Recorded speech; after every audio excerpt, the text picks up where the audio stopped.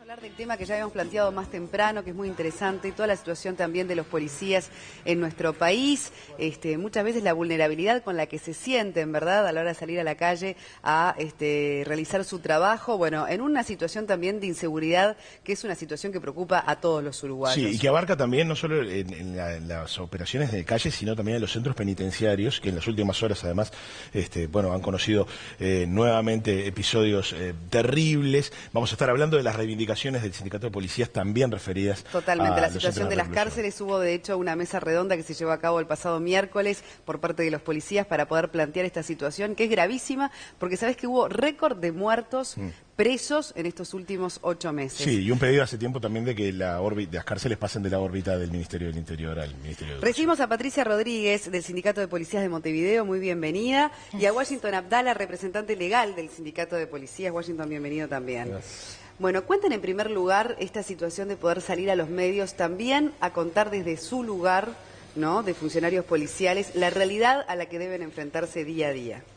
Bueno, esto es gracias a lo que es la herramienta del sindicato, ¿no? Teniendo en cuenta que es un sindicato 2009 más o menos que empezamos a trabajar realmente en serio. Antes no se podía salir, o sea que la gente se quedaba con lo que los políticos o el ministro de entonces decía. Ahora por suerte tenemos la posibilidad de que la sociedad sepa de primera mano cómo trabaja, cómo vive un funcionario, qué carencias tiene y qué es lo que reclamamos. Eso es muy bueno y es gracias a la herramienta del sindicato.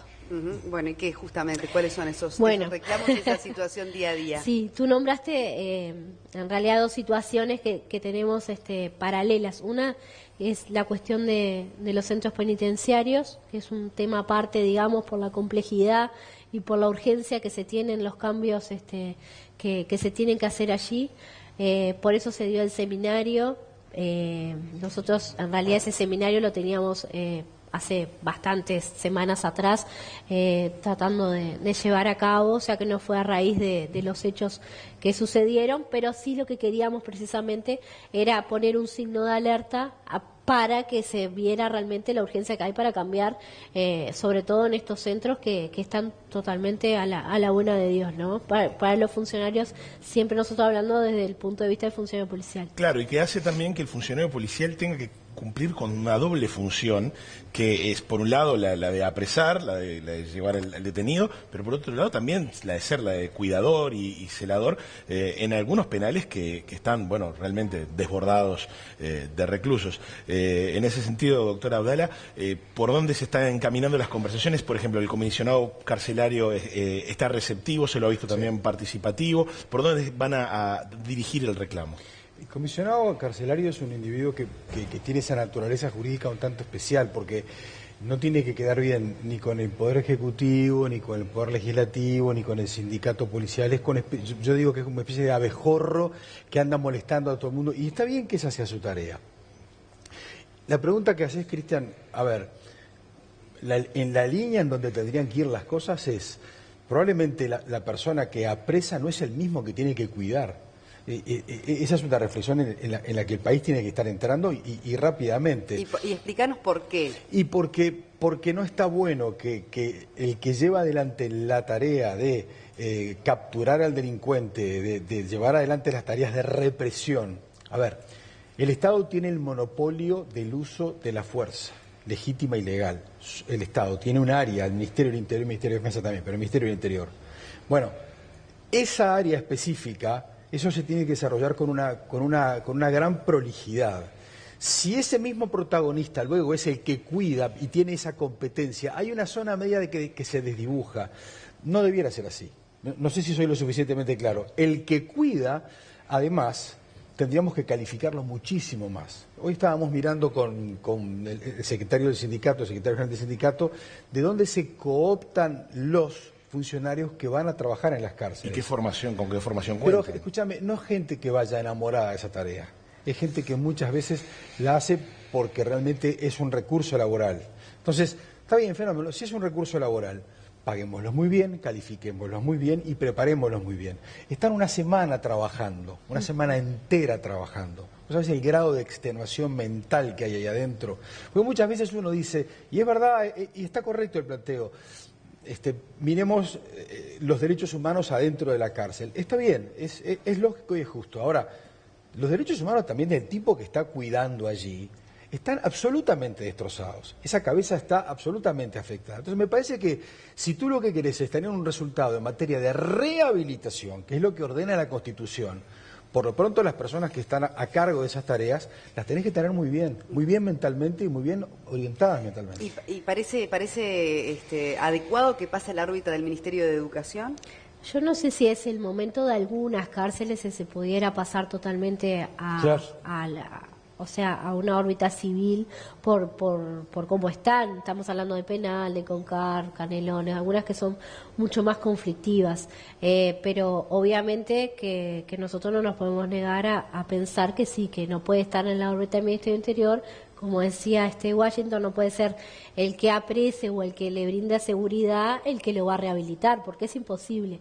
Y aparte que tampoco va en la formación de los funcionarios de cárceles no está la rehabilitación del funcionario, no existe, o sea, está la seguridad.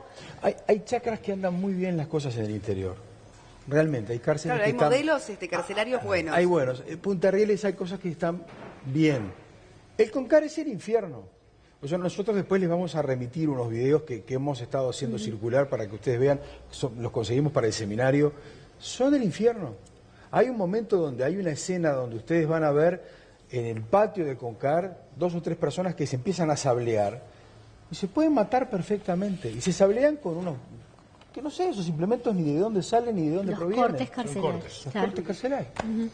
Pero además ahora el tema de esa modalidad que ahora denominan a la mexicana, que está ocurriendo en el Comcar, que es el prenderse fuego, ¿no? O sea, una situación también de una extrema violencia. ¿Sabes por qué es eso? ¿Sabes por qué se quema en las cárceles un cuerpo? Para eliminar todo tipo de rasgo, para que luego en la pericia, cuando vas a hacer la pericia, no quede prueba absolutamente de nada, de que vos me metiste un puntazo a mí, de que él me mató, de que él me acuchilló, no queda nada. Entonces yo te quemo entero el cuerpo de Cristian Font, no hay manera de saber. ¿El sistema de vigilancia por cámaras en ese sentido? No. Tenés Lo pregunto de buena manera porque no lo conozco. Claro, capaz que lo normal o lo que tendría que haber, pero no existe. En los módulos que están más conflictivos no existe hoy, un sistema de videovigilancia. No existe un handy para comunicarte dentro del módulo, menos va a haber una cámara que te proteja, porque también sería protección para el funcionario, ¿no? No existe.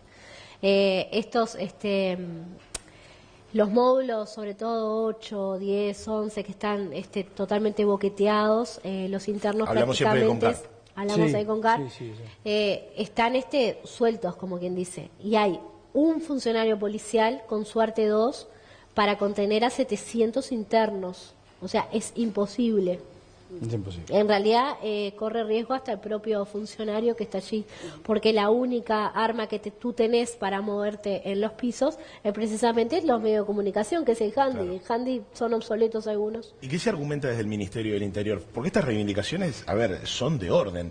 Y que deberían ser. Bueno, y hoy por hoy... Hay 2 o 3 interpretaciones. Una posible, porque además lo surrealista es esto, es que muchos de los presos tienen teléfono celular. O sea, la policía no puede hacer uso del teléfono celular, tiene que movilizarse con el handy, pero los presos se comunican afuera con teléfono celular y están operando para afuera con teléfono celular. Entonces es una cosa que vos decís, es el mundo al revés. A nosotros nos parece que originalmente fue para que quizás con los teléfonos celulares no se pudiera hacer captura de imágenes, probablemente era un mecanismo era esa, una prevención para quizás no hacer un abuso de ese instrumento. Termina siendo un elemento en donde al final el funcionario policial está como munido de pocos elementos, ¿no? Sí, hace más de un año en realidad que estas denuncias que tienen que ver con los implementos de seguridad se vienen haciendo en la tripartita, o sea que el Ministerio del Interior participa, Ministerio de Trabajo, Ministerio del Interior, pero hasta ahora no hemos logrado ni siquiera que se haya cambiado los aparatos. Eso en cuanto a todo lo que es el sistema carcelario, ¿verdad? Pero también está la realidad de la calle, de todos los días, donde incluso, bueno, ahora se implementó este programa de alta dedicación operativa, que me gustaría también una opinión al respecto, donde se supone que son un grupo de policías más capacitados para zonas especialmente conflictivas, pero que también eso ha llevado a saturar determinadas zonas peligrosas y un corrimiento de lo delictivo hacia otros lugares que terminaron siendo desprotegidos. ¿Cuál es la realidad de este programa desde su punto de vista? En realidad, más capacitado no, la formación es la misma. Lo que tenés es un rol diferente. En realidad no tenés una formación extra por trabajar en esos lugares. ¿Se precisaría? No, en realidad lo que se necesita es más respaldo para después poder actuar en esos lugares que obviamente que te vas a enfrentar mucho más rápido a situaciones delictivas y después, bueno, Washington lo desarrollará mejor, pero la parte jurídica que te ampara es bastante Claro, ¿cuál es el nula. miedo del policía que se enfrenta a una situación de delincuencia y que duda sobre su manera de actuar por miedo justamente a que lo termine perjudicando? Y antes te contesto el anterior con un agradito. Yo siento que tenemos que calificar mejor a la policía. De verdad, que hay que hacer un esfuerzo mayor en la calificación, porque justamente para evitar el miedo tenés que conocer por lo menos el marco jurídico con el que te mueves.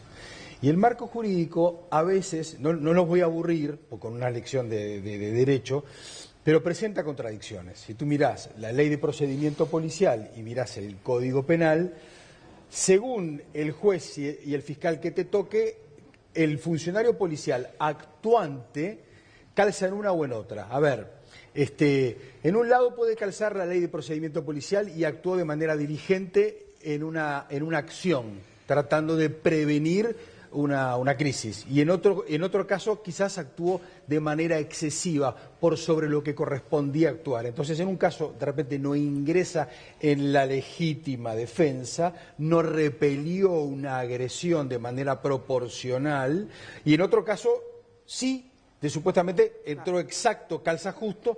Ahora, todo eso que parece bastante sencillo decirlo en dos palabras, hay que ponerse en esta situación. El tipo está operando a una adrenalina a 1000 kilómetros por hora mentales, tratando de resolver situaciones en donde vos en los hechos tendrías que tener más o menos el mismo criterio. Y su vida en juego, ¿no?